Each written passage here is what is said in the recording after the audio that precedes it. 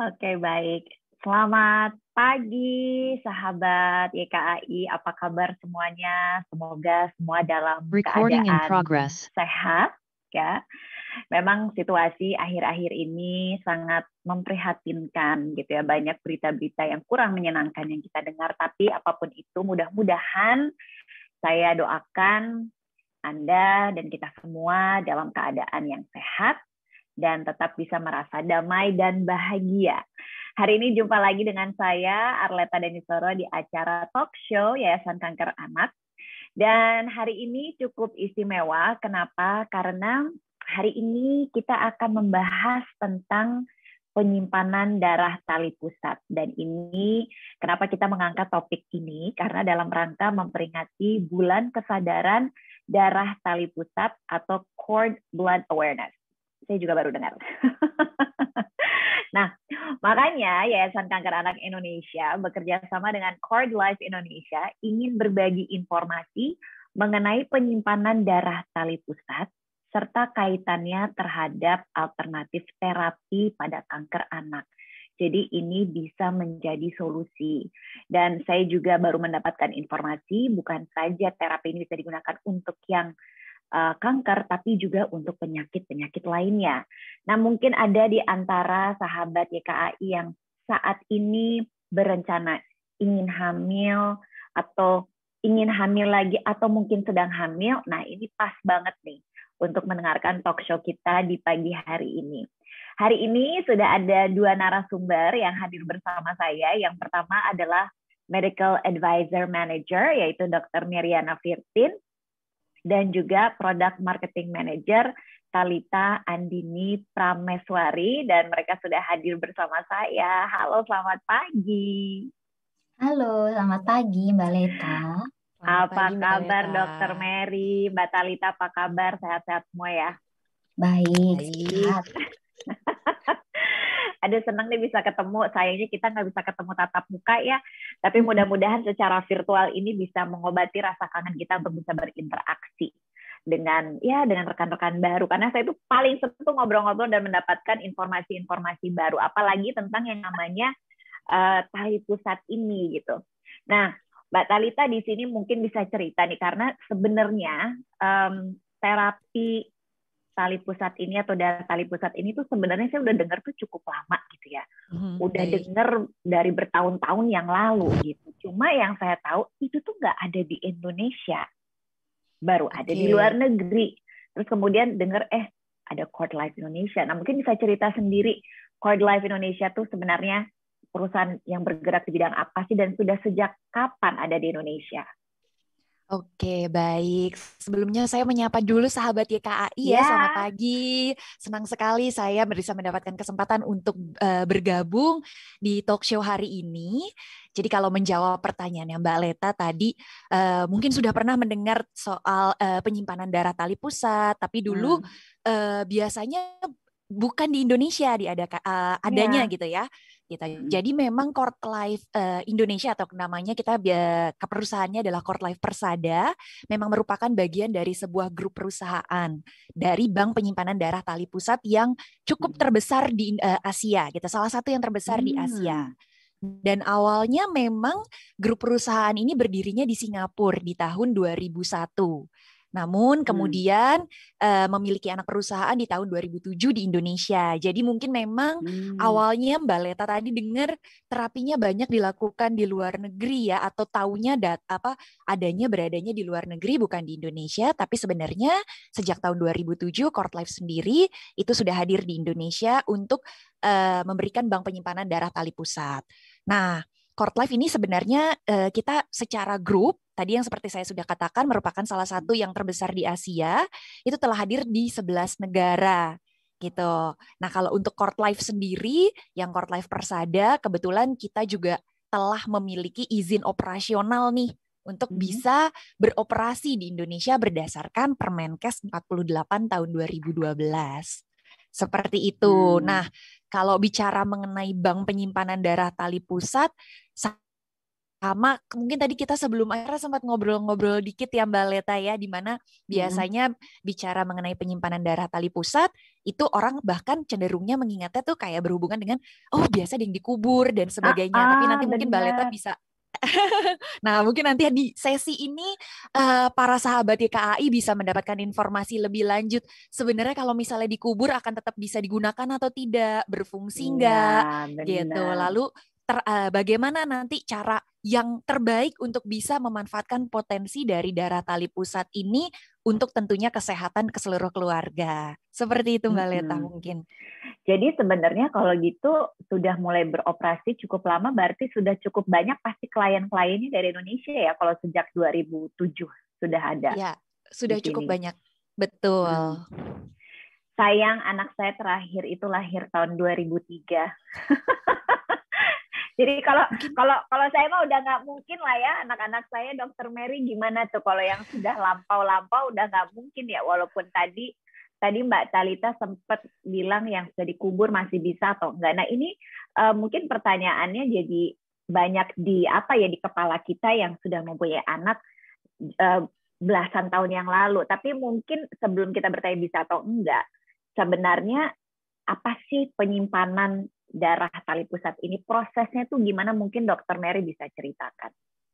Oke, Mbak Leta, sebelumnya saya juga ingin menyapa nih, nggak mau kalah dari Talita gitu ya, sahabat-sahabat YKAI, kami mengucapkan terima kasih karena sudah diundang, mungkin bisa sharing ilmu pengetahuan atau informasi yang mungkin bisa bermanfaat nih buat sahabat-sahabat YKAI. Jadi kalau tadi ditanya, gimana sih proses penyimpanannya nih gitu ya, prosesnya adalah pengambilannya itu harus dilakukan segera setelah bayinya dilahirkan. Gitu. Jadi prosesnya itu bayinya dilahirkan, biasanya kan gitu ya, setelah bayi dilahirkan tali pusatnya dipotong gitu, bayinya dikasih ke ibunya gitu ya. Lalu kemudian ada masa di mana plasenta itu belum keluar gitu ya, belum lahir, belum dilahirkan dalam tanda kutip gitu. Nah, di saat itulah dokter obgyn atau bidan yang membantu persalinan itu bisa mengambil darah tali pusat yang tersisa, yang tersisa di dalam tali pusat itu gitu ya. Jadi pengambilannya gimana? Pengambilannya menggunakan kantong darah seperti kalau kita mau donor darah gitu. Jadi di ujung kantong darahnya itu kan ada jarumnya ya. Jadi nanti jarumnya itu akan ditusukkan ke tali pusat yang memang masih menempel di plasentanya gitu. Nah, tindakan ini atau proses ini tuh tidak akan membahayakan si ibu atau si bayi ya, karena memang sudah dipisahkan kan dari tali pusatnya gitu ya. Dan juga ini karena memang tidak terkait langsung dengan yang sering bertanya, oh ini nanti nyedot darah ibunya atau enggak gitu kan, pertanyaannya sering seperti itu. Itu tidak, karena memang terpisah kan aliran sirkulasinya, aliran darahnya itu terpisah. Jadi ini tidak akan memberikan risiko kepada ibu maupun kepada janin. Tapi tetap saja memang kita selalu berpesan kepada semua dokter-dokter obgyn yang memang kebetulan mungkin pasiennya ingin menyimpan darah tali pusat, kita selalu sepakat dengan dokter-dokter obgyn ini bahwa keselamatan ibu dan bayi tentu yang paling utama. Gitu. Jadi mungkin ada saat situasi-situasi di mana tidak memungkinkan nih diambil darah tali pusatnya karena dokternya harus buru-buru nanganin bayinya atau nanganin ibunya. Nah, itu adalah saat-saat di mana mungkin darah tali pusat tidak bisa diambil. Tapi sebagian besar kalau memang persalinannya lancar itu paling butuh mungkin waktu sekitar 10 sampai 15 menit, Mbak Leta. Setelah bayinya lahir kan ya? Setelah bayinya dilahirkan. Jadi segera setelah bayinya dilahirkan. Jadi kalau misalnya kayak Mbak Leta tadi bilang, oh anak saya lahir tahun 2003, tapi masih nyimpen nih, masih ada ininya nih, tali pusatnya. Kan ada tuh yang kita disimpan ya, tali pusatnya. Iya, itu tradisi soalnya. Ya, saya juga masih ada gitu ya, kita disimpan kan orang tua kita gitu ya, nyimpen gitu. Nah, itu sebenarnya mungkin konsepnya benar tuh Mbak Leta, bahwa ini mungkin ada manfaatnya, tapi cara penyimpanannya yang kurang tepat. Jadi penyimpanannya ini harus di suhu tertentu. Harus di suhu yang sangat dingin sekali, yaitu di bawah minus 150 derajat Celcius. Gitu. Jadi harus di bawah suhu itu supaya terjaga, supaya sel yang ada di dalamnya itu bisa tetap hidup.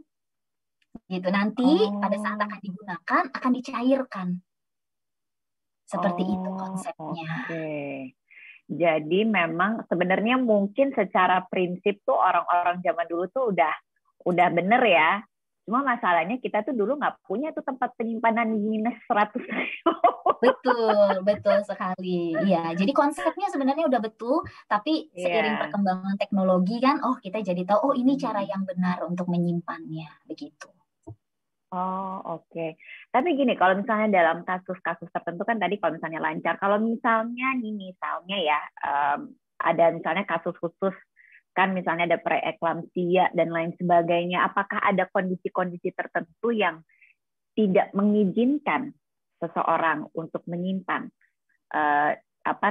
darah tali pusat ini?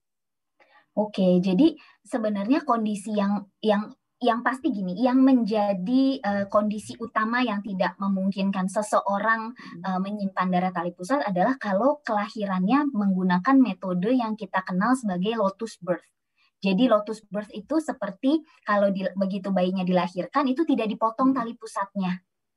Tapi Gitu. Jadi plasentanya dibiarkan, jadi dibawa. Kalau mungkin ini saya nggak mungkin nyebut, saya nggak enak nih untuk nyebut gitu. Tapi pernah ada artis yang melakukan seperti itu, gitu ya. Memang masih ada pro kontra pendapat yang mengatakan, oh ini bisa ada manfaatnya seperti itu. Jadi, tapi di satu pihak ada juga yang malah, oh ini nanti malah berisiko seperti itu. Jadi, ya itu kan pilihan masing-masing. Tapi ada satu proses yang namanya lotus birth ini, di mana tali pusatnya itu tidak dipotong, jadi dibiarkan puput sendiri gitu dalam kurun waktu beberapa waktu lah gitu ya, mungkin sekitar 1 minggu sampai 2 minggu nanti akan puput sendiri. Jadi plasentanya dibawa kemana-mana selama beberapa waktu itu.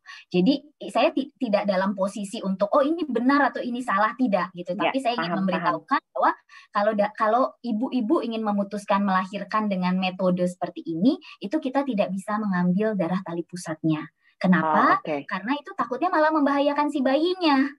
Gitu. Pada saat kita ambil darah yang kan kita pengennya ambil yang tersisa saja di dalam tali pusatnya kan, gitu. Jadi kalau masih nyambung sama bayinya ya kita nggak berani ambil.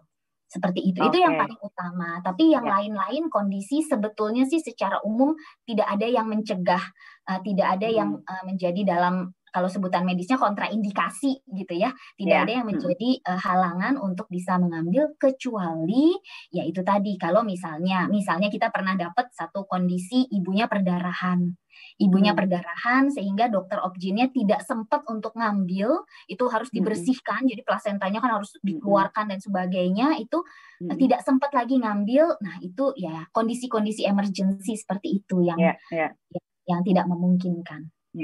Tapi kalau di luar itu sih masa kondisi kesehatan ibu ataupun bayi apapun itu masih tetap bisa dilaksanakan, cuman tergantung metodenya.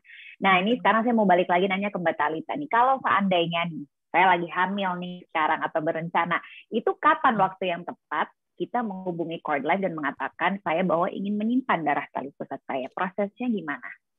Oke, sebenarnya kalau kapannya kita tuh di CordLife selalu berusaha mengingatkan para calon ibu lah, bukan calon ibu, bahkan calon ibu yang saat ini sedang mengandung ya, untuk prepare everything, jadi siapkan segalanya gitu. Karena terkadang saat baru mengandung ada euforia kayak wah mau punya anak, lalu beli inu yang akhirnya lupa untuk berhubungan sama kesehatan, atau terutama yang kita bicara mengenai darah tali pusat ini, penyimpanan darah tali pusat, investasi nanti di kemudian hari atau jangka panjang gitu kan. Nah, jadi sebenarnya kalau ditanya kapan saat terbaiknya, kalau dari saya atau dari kita menyarankan pada saat memang sudah mengetahui mungkin ada kehamilan dan sebagainya, bisa langsung mengkonsultasikan atau berdiskusi dengan dokternya, dokter kandungannya sendiri gitu. Lalu karena kalau semakin mepet-mepet, terkadang beberapa kita juga suka mendengar. Kadang kan kalau misalnya semakin ke arah menjelang waktu kelahiran tuh semakin banyak yang mungkin perlu disiapkan gitu. Terkadang ada juga yang lupa, bahkan udah keburu lahir terus baru inget, oh iya mau nyimpen gitu. Akhirnya terus malah menghubungi kita setelah sudah kelahiran gitu. Karena itu pernah beberapa kejadian gitu. Suaminya mungkin mengontak kita gitu, iya anak saya sudah lahir terus mau menyimpan. Wah, mohon maaf Pak, tapi sudah telat gitu. Karena Iya, kita iya. makanya kalau dilihat Court Life sendiri kita punya tagline-nya one chance one choice ya gitu. Jadi karena memang satu kali kesempatan ini gitu. Jadi sebisa mungkin sebelum masih baru setelah mengetahui kehamilan, diskusikan dengan dokter kandungannya mengenai adanya possibility nih untuk melakukan penyimpanan bank darah tali pusat ini, kemudian lalu bisa menghubungi Court Life. Jadi bisa berdiskusi juga mungkin nanti dengan konsultannya Court Life. Kita jadi kan banyak informasi nih yang mungkin baru diketahui, dipelajari gitu. Jadi pasti ada waktu untuk berpikir sebelum akhirnya bisa memutuskan. Jadi jangan terlalu mepet-mepet juga karena kembali lagi untuk kebutuhan dan kepentingannya tadi Moms and Dads atau sahabat YKAI ini gitu. Iya, yang penting one chance, one life gitu ya. Betul. Karena kalau lewat dari setelah melahirkan itu tuh udah nggak mungkin lagi, sudah tidak bisa lagi. Tapi ini one chance, one life berarti kan ini sangat penting ya, Dokter Mary. Mungkin bisa diceritakan di kita sebenarnya pentingnya tuh apa sih sebenarnya kita untuk menyimpan dan manfaatnya tuh apa saja kelak. Oke, jadi sebelum kita masuk ke pentingnya menyimpan nih, kita lihat dulu bahwa apa sih sebenarnya yang ada di dalam darah tali pusat sehingga dia worth atau berharga nih untuk disimpan gitu ya. Jadi di dalam darah tali pusat ini tuh mengandung yang kita kenal sebagai stem cell atau lebih tepatnya adalah hematopoietic stem cell. Jadi ini adalah jenis stem cell yang bisa menggantikan atau meregenerasi sel-sel darah yang rusak. Seperti itu. Jadi ini adalah induknya. Kalau stem cell itu adalah sel induk, dia adalah sel induk untuk pembentuk darah. Gitu. Jadi pabriknya nih pembentuk darah gitu ya. Jadi di dalam darah tali pusat ini ternyata ada yang namanya hematopoietic stem cell ini. Sebelum-sebelumnya di beberapa puluh tahun sebelumnya juga sebenarnya ada sumber hematopoietic stem cell yang lain yaitu sumsum tulang, Mbak Leta. Jadi kalau pernah nonton film atau pernah dengar gitu ya, mungkin ada yang oh ini bagus nih harus ditransplant sumsum tulang seperti itu. Nah, sebenarnya yang disasar adalah yang diambil si hematopoietic stem cell-nya itu tadi dari sumsum tulang. Tuhan udah kasih kita tabungan istilahnya di dalam tubuh kita. Nah, sumsum tulang ini tidak bisa disimpan. Rasanya nggak mungkin orang tiba-tiba datang, dok saya mau nyimpan sumsum tulang gitu kan, kayaknya agak sulit gitu karena juga pengambilannya harus invasif gitu ya, harus diambil dengan jarum suntik dan sebagainya. Akhirnya kemudian dicarilah sumber alternatif lain untuk si hematopoietic stem cell ini. Nah, salah satunya datangnya dari darah tali pusat. Keuntungannya apa? Nah, kita masuk ke penyimpanan. Darah tali pusat ini bisa disimpan gitu, bisa disimpan, keuntungannya itu gitu karena kalau misalnya dia karena harus pengambilannya tadi one chance one choice pada saat dia melahirkan gitu ya, ya nggak mungkin buru-buru dong, nunggu siapa yang mau melahirkan baru ambil untuk terapi, kan tidak seperti itu. Jadi dikembangkan teknologi untuk disimpan. Nah, tujuannya apa sih harus disimpan gitu ya? Disimpan ini terutama adalah sebagai tabungan. Kalau saya lebih senang menyebutnya tabungan sel, bahwa kita menyimpan darah tali pusat ini, kita menyimpan selnya si bayi kita. Gitu ya, yang kalau di kemudian hari ternyata memang dibutuhkan untuk terapi, kita sudah punya tabungannya. Seperti itu. Jadi tidak mencari lagi dari donor. Kalau selama ini kan kita tidak punya tabungan, kita nih generasi kita ini kan kita nggak punya tabungannya. Jadi kalau misalnya membutuhkan ya harus cari donor gitu. Ada prosesnya yang membutuhkan waktu untuk cari donor, seperti itu. Jadi manfaat menyimpannya adalah itu tadi, kita menabung sel induk. Terutama sih buat si bayinya itu sendiri. Kalau memang dia membutuhkan di masa yang akan datang, bisa digunakan tabungannya dia itu. Seperti itu. Itu disimpannya tuh sampai maksimum berapa lama ya? Kalau secara teorinya, maksudnya ini kan teknologi ini tuh baru-baru ini aja ditemukannya. Baru, nggak dibilang baru juga nggak, 20 tahunan terakhir inilah ditemukannya gitu ya. Kalau secara penelitian di laboratoriumnya, selama suhunya dijaga di minus 196 derajat tepatnya gitu ya, itu dia bisa bertahan sampai seumur-umur. Sampai kapan lah gitu ya, sampai seumur hidup si bayinya itu sendiri. Tapi untuk kalau kita mau bicara soal buktinya gitu ya, sampai sejauh ini yang dilaporkan, yang ada laporannya adalah penyimpanannya sampai usia 23 tahun itu masih baik masih bisa digunakan, masih layak untuk digunakan. Jadi let's say kita sebut yang udah ada buktinya dulu deh nih gitu ya, bisa sampai dengan 23 tahun. Kita harapkan mungkin laporannya nanti akan ada lagi kalau udah 30 tahun seperti apa, kalau udah 40 tahun seperti apa, nanti kita lihat. Oh, oke. Jadi kalau sejauh ini sih sampai 23 tahun ya.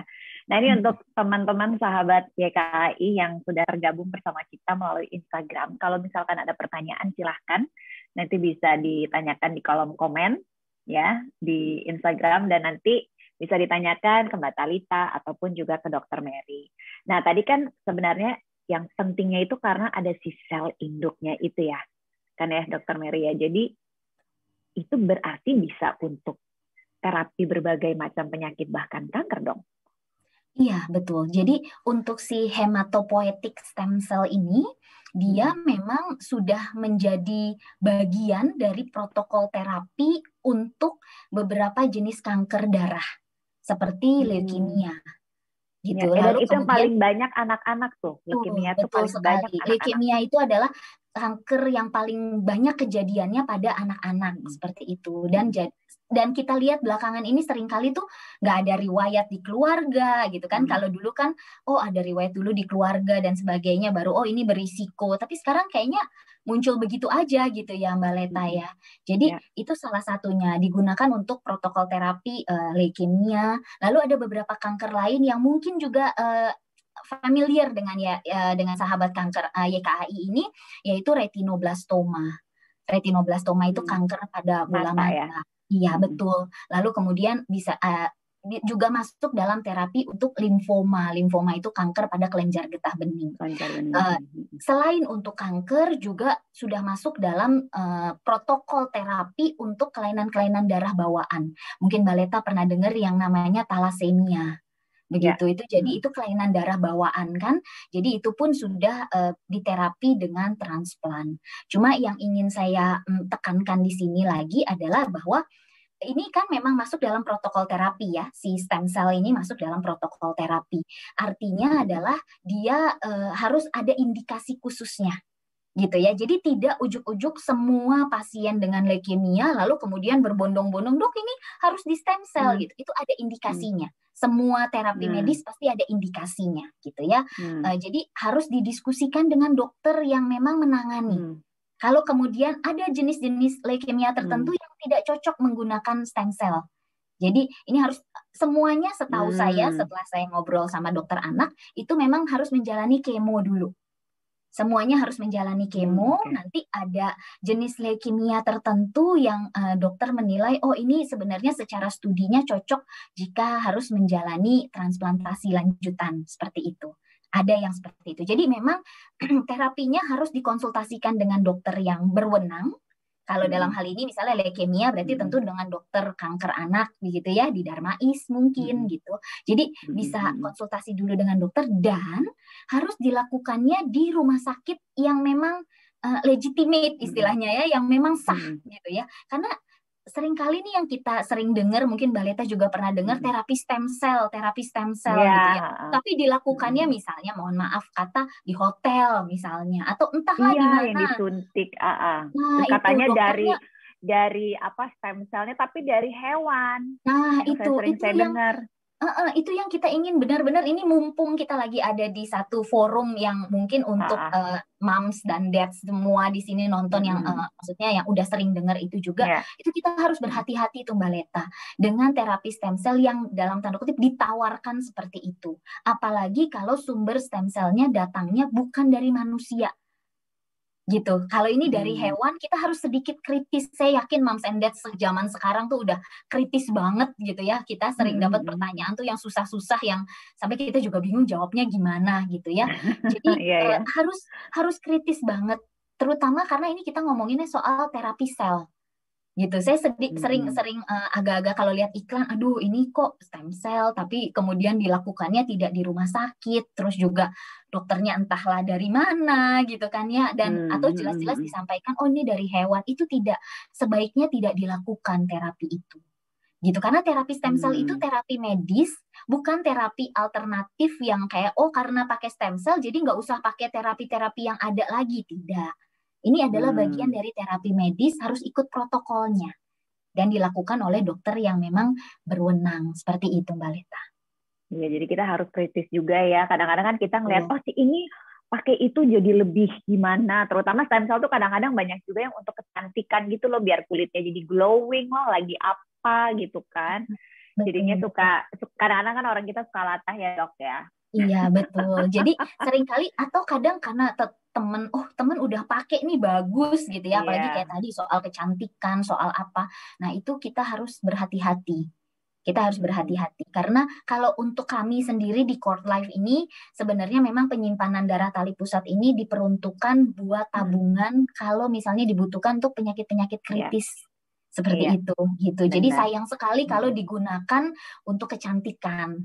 Gitu ya. Kalau untuk kecantikan ada metodenya lain. Jadi memang betul ada terapi stem cell untuk kulit, untuk regenerasi dan sebagainya. Itu mungkin ada, tapi harus dilakukan dengan dokter yang benar, mungkin dokter spesialis kulit atau spesialis bedah plastik gitu ya. Tapi sumber stem cell-nya bisa didapat dari yang lain lah. Jangan yang darah tali pusat ini untuk tabungan bayinya. Iya, sayang banget. Tapi itu tuh kalau misalnya kan ini untuk yang kritis ya. Jadi kalau ibaratnya bisa berapa kali dipakai sih? Misalnya ada kasus, let's say misalnya ada seseorang anak yang dia terkena kanker. Terus kemudian kan itu kan berproses ya untuk penyembuhannya ya. Apakah itu misalnya setelah sekali digunakan masih bisa digunakan lagi atau cuma ibaratnya kayak sekalinya sudah diekstraksi atau apalah istilahnya, saya kurang paham. Terus apakah itu masih bisa disimpan kembali dan digunakan kembali atau gimana nih dok? Rata-rata kalau memang digunakan untuk kanker gitu ya atau untuk kelainan-kelainan darah memang ini digunakan hanya untuk 1 kali. Rata-rata 1 kali. Karena dibutuhkan dosisnya cukup besar. Dosisnya itu per kilogram berat badan soalnya Mbak Leta. Jadi kalau pasiennya ukuran tubuhnya lebih besar atau udah umurnya lebih besar, ya tentu akan dibutuhkan jumlah sel yang lebih besar. Gitu. Jadi memang kalau dari darah tali pusat ini umumnya dipakai hanya 1 kali.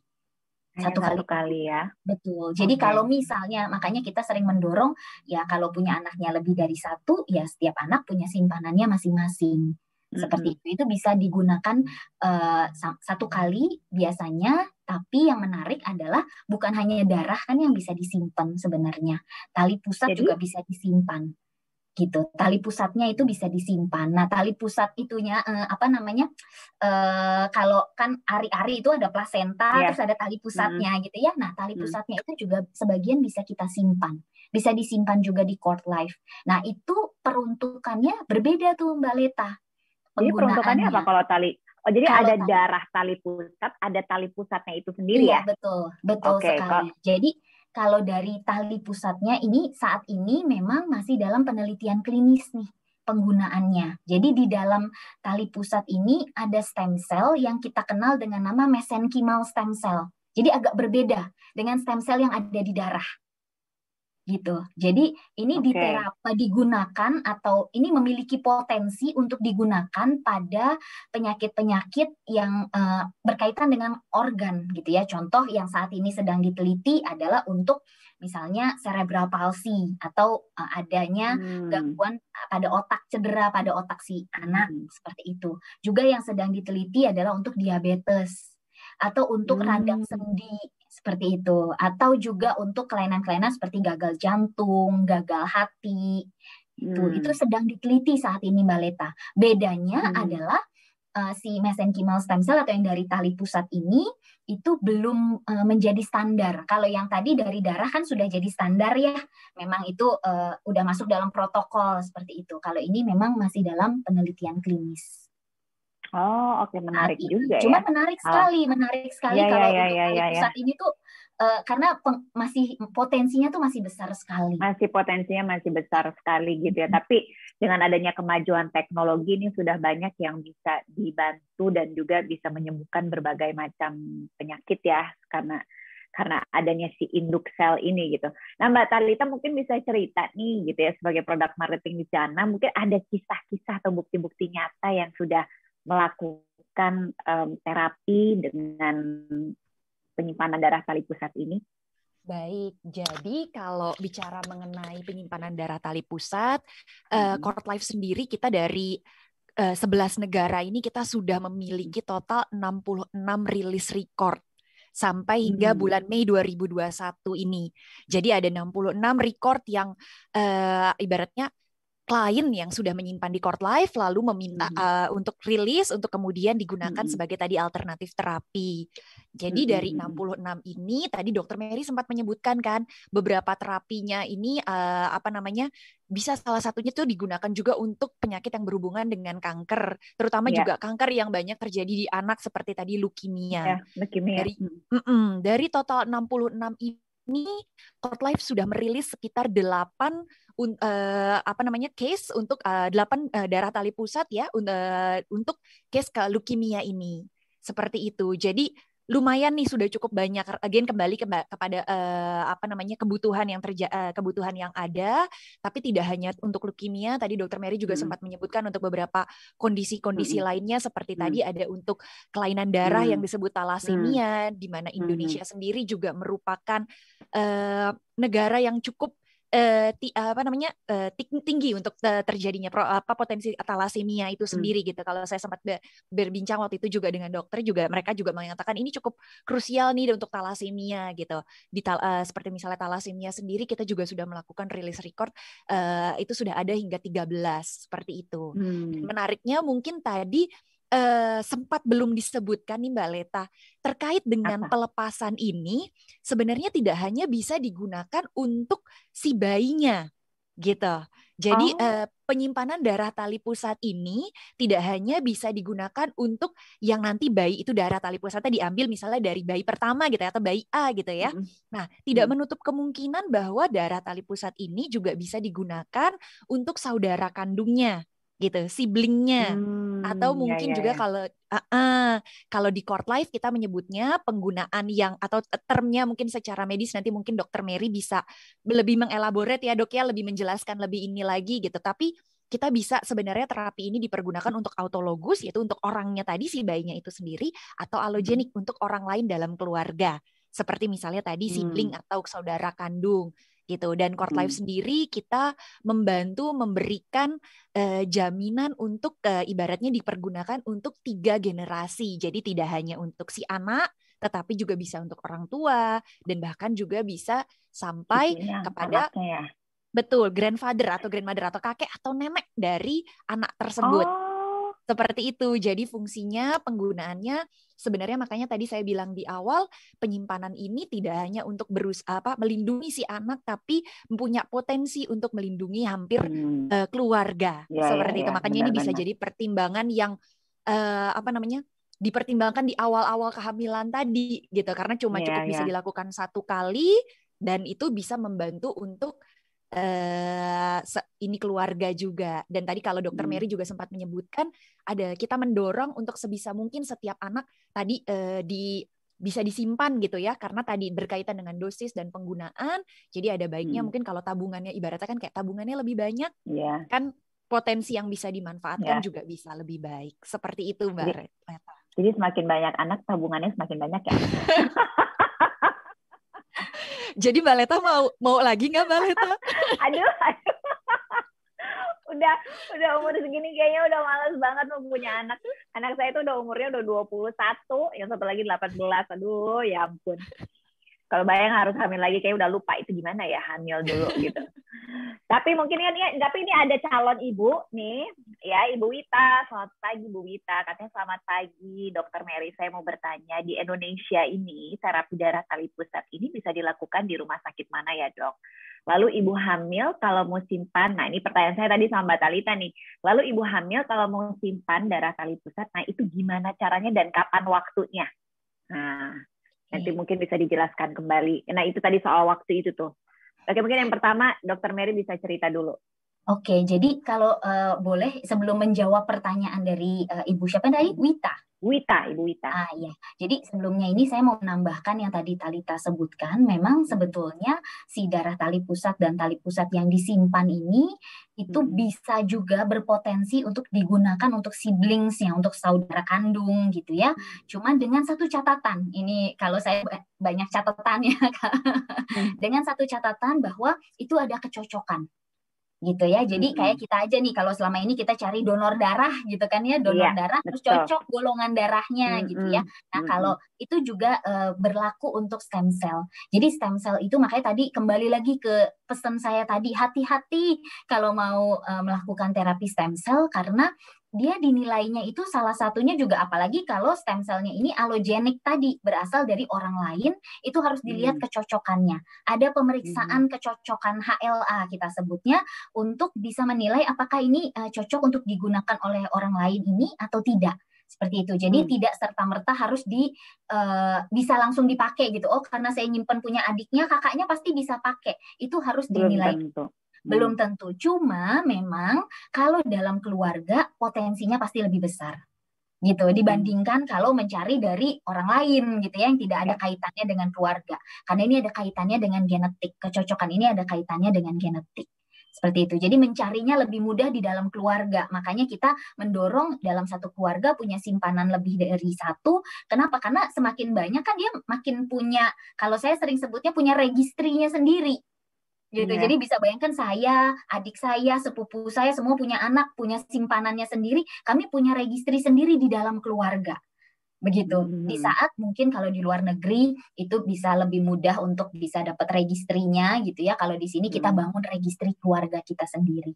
Seperti itu gitu. Jadi itu satu. Lalu kemudian untuk menjawab pertanyaan Ibu Wita tadi, bisa dilakukan di mana nih terapinya?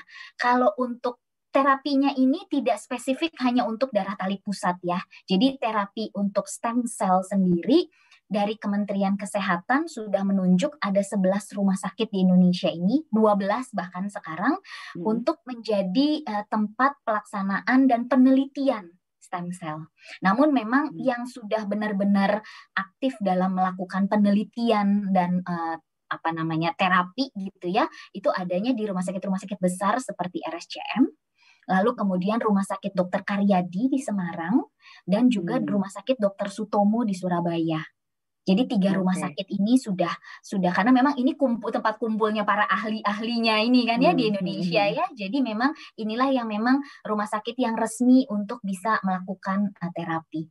Tapi sebetulnya ya selama dia dilakukan oleh dokter yang memang berwenang, jadi contoh misalnya dokter anak loh ya dilakukannya sama dokter anak gitu, dan juga dilakukannya di rumah sakit itu sebenarnya masih bisa, maksudnya itu legal lah istilahnya, itu bisa lah untuk dilakukan, asal hati-hati jangan ya itu tadi nanti saya datang ke rumah ibu deh untuk nyuntikin, nah itu jangan tuh, hati-hati tuh kalau yang seperti itu, begitu. Kalau nanti kapannya?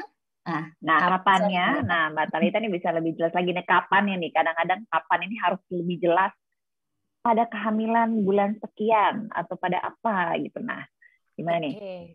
Biasanya kalau yang terjadi di antara klien kita biasanya memang mereka di trimester yang kedua atau ketiga biasanya. Ketiga terutama. Kadang-kadang mereka sudah, karena mungkin kan kalau di pertama tadi dia memikirkan di awal masalah kesehatan kan kandungannya dan sebagainya, ingin memastikan terkadang ada juga screening yang perlu dilakukan di awal untuk memastikan kehamilannya baik dan sebagainya gitu. Jadi tapi kalau saya akan mumpung para sahabat YKAI ada di sini mendengar informasi ini, berarti kan mungkin pada saat dari awal kehamilan juga sudah mulai bisa dipikirkan gitu, karena kan nanti berhubungan juga terkait dengan perencanaan, mungkin perencanaan keuangan, finansialnya dan sebagainya, atau mungkin tadi timing untuk bisa ngobrol dulu sebenarnya sama tim Court Life atau konsultasi dulu sama dokternya, mulai diskusi dulu di awal, kemudian nanti bisa berdiskusi dengan tim Court Life, jadi bisa menimbang pro kontranya untuk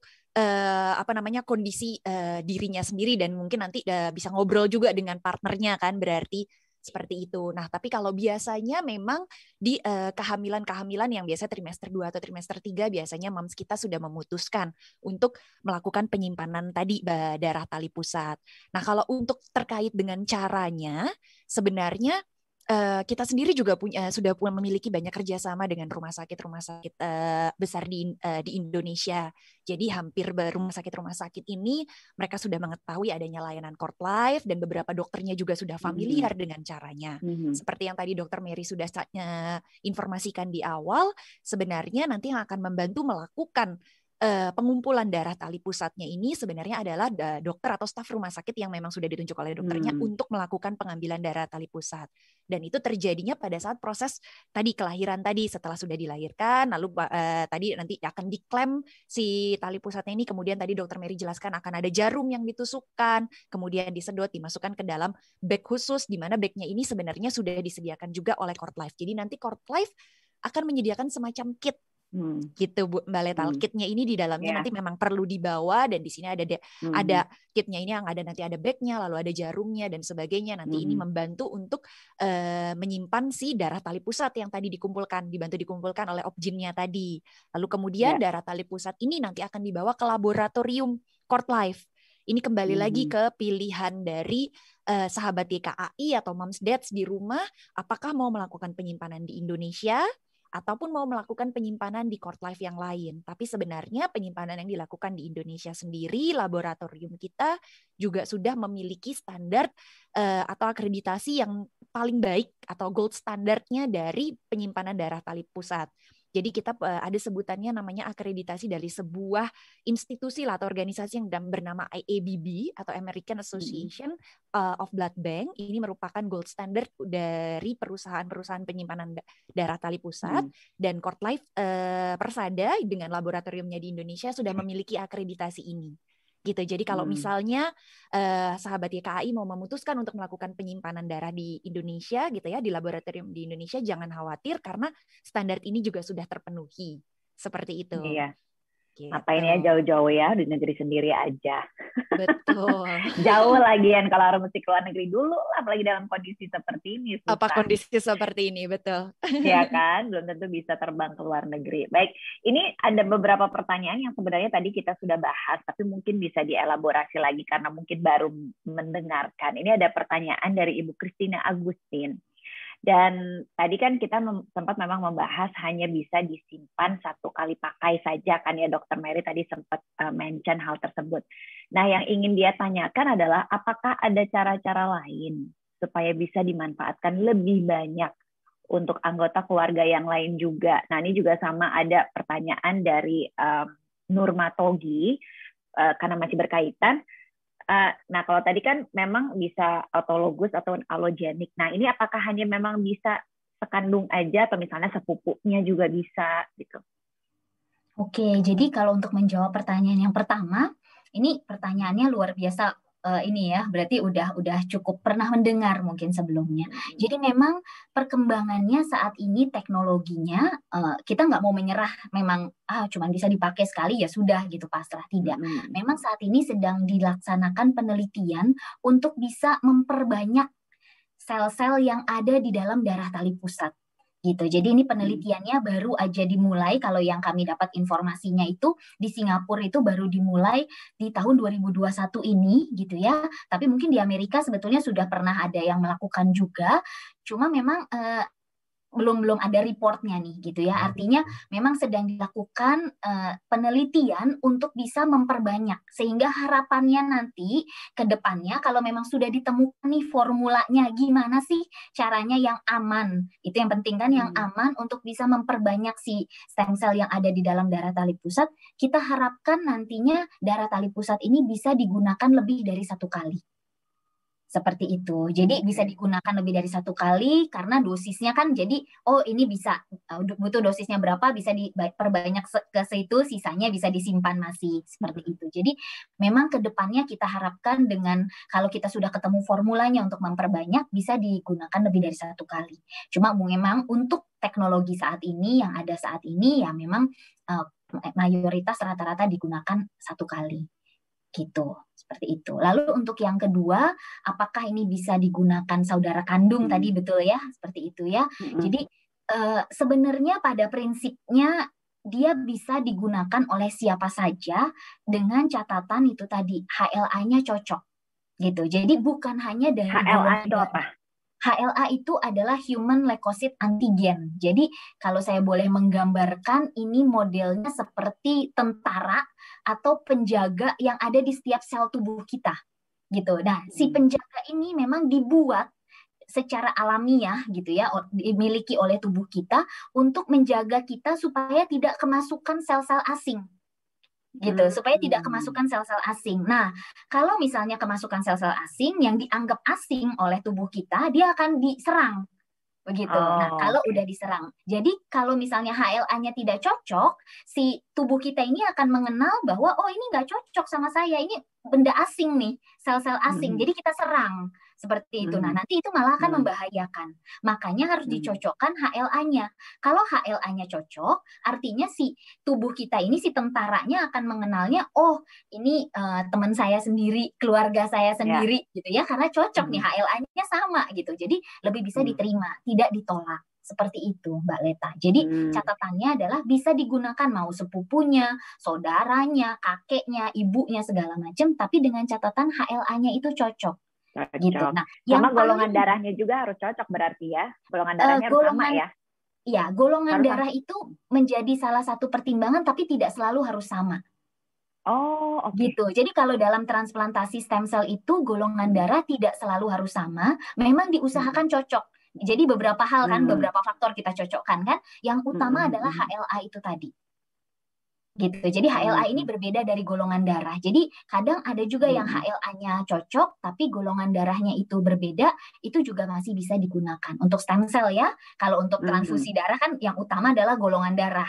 Golongan darah ya. Tapi kalau ini belum tentu, yang penting HLA-nya cocok. Betul, ya? Betul sekali. Nah, yang paling mungkin untuk bisa ketemu yang cocok HLA-nya adalah ya antara saudara kandung. Karena HLA itu diturunkan sebagian dari ayah, sebagian dari ibu.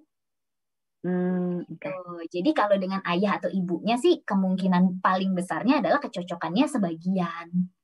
Seperti itu. Gitu. Jadi ini agak-agak, nanti kita bisa ngobrol 1 jam sendiri lagi kalau soal HLA ini nanti. Soal HLA, kita bicara soal tentara dan serang menyerang gitu ya. Iya, betul. Tapi nggak apa-apa, tadi bagus banget tuh Dokter Mary menjelaskan, jadi kita jadi cepat paham gitu sebenarnya itu apa dan kondisinya seperti apa nih kalau memang kita mau melakukan terapi ini gitu ya, dengan kecocokan dan lain sebagainya. Mudah-mudahan itu tadi menjawab pertanyaannya Pak Denny Sardiansyah ya. Nah, terus kemudian ini juga ada pertanyaan tambahan dari Bu Christine tadi mengenai batas waktu. Tadi batas waktu penyimpanan kan kalau nggak salah sampai saat ini 23 tahun ya Dok ya? Iya. Yang ada buktinya atau yang sudah ada buktinya sampai dengan 23 tahun, betul. Kita berharap mungkin beberapa tahun setelah kita lewat pandemi inilah ya, karena pandemi ini penelitian semua pusatnya di COVID gitu ya. Tapi setelah lewat ini mungkin kita bisa dapat report lagi mungkin yang sudah disimpan 30 tahun gitu. Karena terus terang praktek penyimpanan ini, teknologinya ini baru dilakukan sejak tahun 1988. Itu yang pertama kali. Gitu. Pertama kali transplantasi menggunakan darah tali pusat itu di tahun 1988. Jadi kesininya tuh umurnya masih cukup muda lah gitu ya, praktek penyimpanan darah tali pusat ini. Jadi ya memang kita akan melihat makin ke depannya kalau semakin beberapa tahun lagi mungkin kita dapat laporan 30 tahun. Nah, oke. Ya, soalnya hal-hal seperti ini kita nggak bisa langsung serta-merta menjawab karena kan ya berhubungan dengan sesuatu yang butuh penelitian, yang butuh bukti dulu gitu kan, eksperimen dan lain sebagainya gitu ya. Jadi nggak bisa serta-merta juga 50 tahun gitu ya, karena memang belum ada buktinya gitu ya. Tapi mudah-mudahan tadi menjawab ya Bu Christine. Jadi untuk yang sekarang sedang hamil dan ingin bertanya-tanya, nah itu kalau ingin bertanya-tanya konsultasi dulu, Mbak Thalita gimana nih? Kontak Mbak Thalita langsung ataukah ada IG-nya kah gitu? Soalnya ini senang ngobrol sama mereka berdua karena sangat jelas gitu. Gimana nih Mbak Thalita? Oke, jadi kalau mau lebih tahu ya, mendapatkan informasi lebih jelas mungkin soal penyimpanan bank darah tali pusat ataupun juga penyimpanan mengenai tali pusat itu sendiri kan mungkin era digital ya, orang-orang lebih mudah rumah gitu, jadi bisa langsung menghubungi melalui DM aja ke Instagram @courtlifeindonesia gitu, tanyakan aja misalnya utarakan bahwa memiliki ketertarikan terhadap atau ingin tahu soal informasi lebih lanjut mengenai penyimpanan darah tali pusat. Nanti akan di follow up oleh tim customer service kita. Dan nanti juga akan ada konsultan yang akan bisa melakukan virtual presentation. Jadi kayak Zoom meeting atau Gmeet seperti ini nih Mbak Leta. Jadi langsung bisa ngobrol, di situ bisa tanya-tanya lebih panjang. Nah, mungkin waktunya terkadang bahkan bisa sambil ada ngobrol, coret lebih dari 1 jam itu silahkan. Atau mau lebih dari 1 kali sesi ngobrol lagi sama konsultannya juga boleh. Sampai dirasa srek atau yakin udah tahu apa yang dibutuhkan. Gitu. Karena kan mungkin untuk memutuskan melakukan penyimpanan darah tali pusat ada banyak informasi dan pertimbangan. Iya, betul.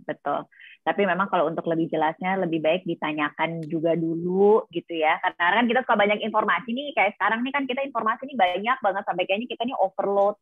Kita kadang-kadang nggak tahu mana yang benar, mana yang enggak gitu. Jadi yang jelas-jelas aja lah, seperti hari ini kalau kita mau ngobrol soal darah tali pusat ya, saya udah pas banget nih kita ngobrol sama Mbak Talita sama Dokter Mary juga gitu, karena informasinya pasti valid gitu kan, pasti valid gitu ya. Nah kemudian ini ada pertanyaan tambahan sebelum saya tutup, karena kita sudah hampir 1 jam, nggak kerasa ya kita ngobrol-ngobrol 1 jam lah Dokter Mary, Mbak Talita. Ini ada pertanyaan tambahan nih dari Pak Denny katanya, nah ini mungkin orang pengen tahu apakah mungkin selama yang sudah ada laporan dan sudah ada bukti nyata gitu ya, apakah ada efek samping tertentu kah? Oke, jadi kalau misalnya dibilang efek samping itu tadi kita sebutnya komplikasi setelah transplantasi. Makanya transplantasi ini harus dilakukan dengan sangat berhati-hati oleh orang yang ahli, karena memang salah satu komplikasi yang mungkin timbul adalah kita sebut penolakan. Nama medisnya adalah GVHD atau graft versus host disease. Gitu. Jadi kalau dari namanya aja udah ketahuan ya, graft versus host. Jadi ini adalah di mana kondisi yang sel yang baru yang dimasukkan ke dalam tubuh si penerima itu malah menyerang sel yang si penerimanya. Gitu. Jadi perang tuh di dalam tubuhnya seperti itu. Itu adalah komplikasi yang paling berat yang kita khawatirkan. Itu sebabnya memang kita usahakan salah satu cara menghindari terjadinya GVHD itu adalah dengan itu tadi, harus cocok HLA-nya. Kalau memang digunakan dari sumbernya dari donor atau dari orang lain. Nah, terus kemudian juga memang perawatannya harus betul-betul harus membutuhkan ruang isolasi. Ini kita bicara kalau mengenai transplantasi terutama pada kasus-kasus kanker seperti itu. Jadi ini harus setelah dia transplantasi ya memang perawatannya akan jadi lama. Kenapa? Karena pada saat transplantasi itu si pasien akan dibuat sistem imunnya itu akan ditekan. Seperti itu, sehingga kalau dia dibiarkan misalnya habis transplant bisa pulang gitu ya, itu nanti bisa kena bakteri, kena virus. Nah nanti kan bahaya karena dia nggak punya sistem imun. Itu sebabnya dia dirawat lebih lama. Nah salah satu komplikasi yang juga kita ingin hindari adalah itu tadi adanya infeksi oportunis lah kita sebutnya. Jadi pada saat sistem imunnya lagi turun, infeksi yang biasa saja malah bisa kemana-mana gitu kan. Jadi ya memang itu salah 2 dari komplikasi yang memang sangat kita khawatirkan dari tindakan transplantasi.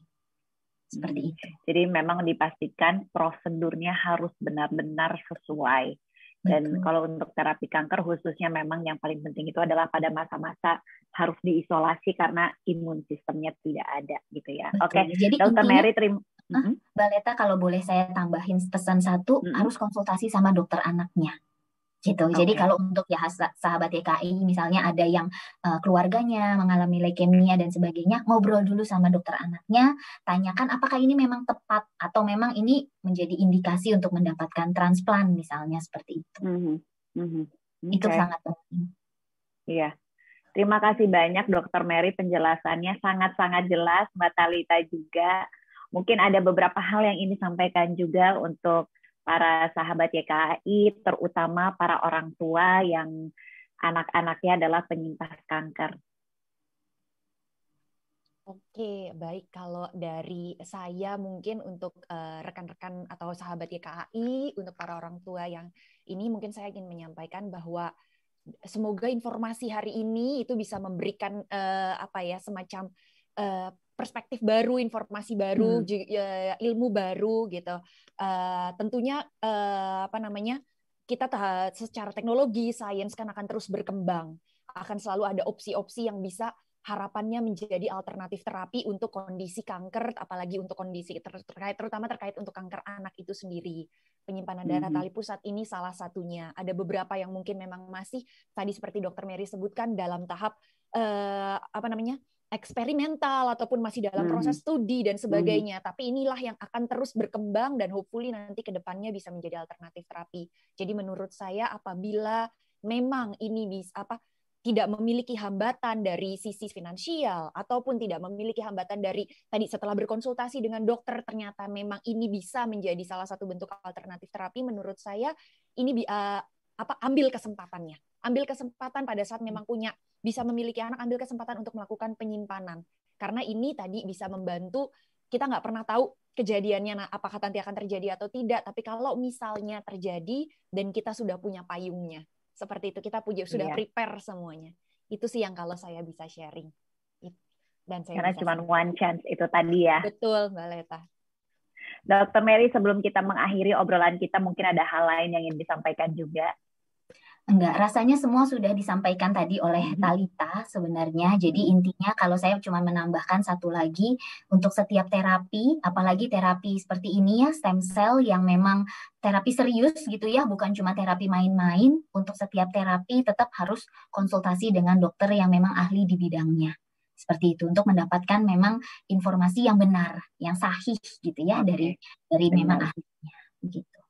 Iya. Terima kasih banyak Mbak Talitha, terima kasih banyak Dokter Mary atas obrolannya hari ini. Saya pribadi mendapatkan banyak sekali informasi dan juga pengetahuan-pengetahuan baru, dan juga seperti ini juga memberikan harapan ya, terutama bagi kita semua tuh yang memang tahu bahwa yang namanya kanker ini masih suatu hal yang masih banyak kita struggle lah dengan masalah kanker ini, dan ini merupakan salah satu alternatif ya, tadi perspektif baru untuk jalan keluar untuk menuju kesembuhan gitu ya. Jadi untuk yang sedang hamil, nanti kalau lagi ingin menyimpan ya darah tali pusatnya, bisa nanti silahkan aja hubungin Instagram Cord Life Indonesia, nanti bisa DM dan mendapatkan informasi yang selengkap-lengkapnya dari sana. Terima kasih banyak Mbak Talitha, Dokter Mary, sehat selalu. Ya, semoga bisa terus kita semua yang hadir di sini bisa terus diberikan kesabaran, keikhlasan, terutama dalam menghadapi situasi COVID saat ini gitu ya.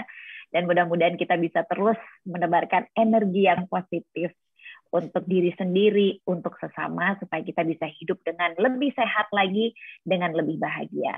Terima kasih untuk sahabat YKAI yang sudah bergabung bersama saya dari tadi. Saya Arleta Danisoro pamit, dan sampai jumpa di acara talk show yang lainnya. Sampai jumpa, bye!